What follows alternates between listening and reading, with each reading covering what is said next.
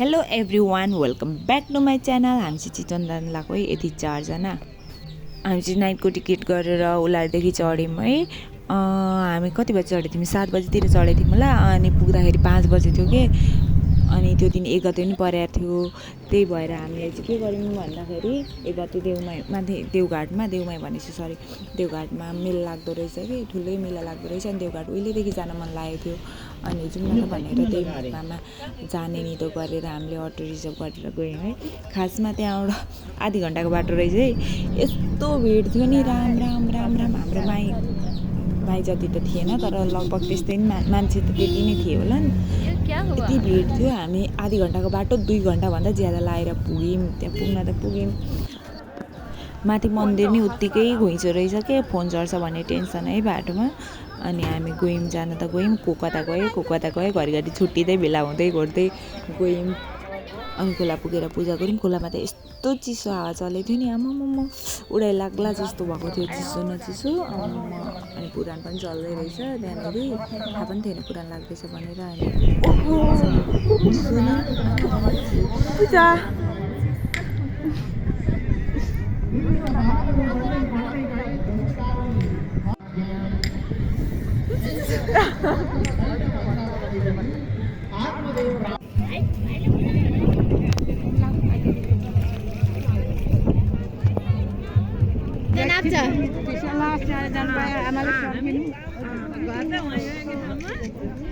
बुढी मान्छेहरूले टिका लगाइदिएको थियो भन्नु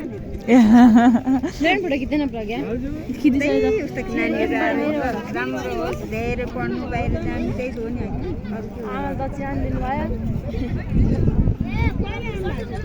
आमाहरूले क्या कस्तो स्विट टिका लगाइदियो अरे, पैसा पनि दिनुभएको, आशीर्वाद पनि दिनुभयो भयो। अनि हामी त्यहाँबाट निस्किन्छ, पारि जानुपर्छ भनेर त्यो भिड फेरि छिटो लिएर निस्क्यौँ बाहिर। अर्को ठाउँ रहेछ क्या पारि जानुपर्ने चाहिँ, अलिक माथि गएर जुलुको पुलबाट तर्नु पर्दो रहेछ। गएको त आमामा भिड देखेर तर्सिने गरी यति लामो लाइन थियो नि, वारदेखि पारसम्म लाइन थियो, यति लामो नलामो।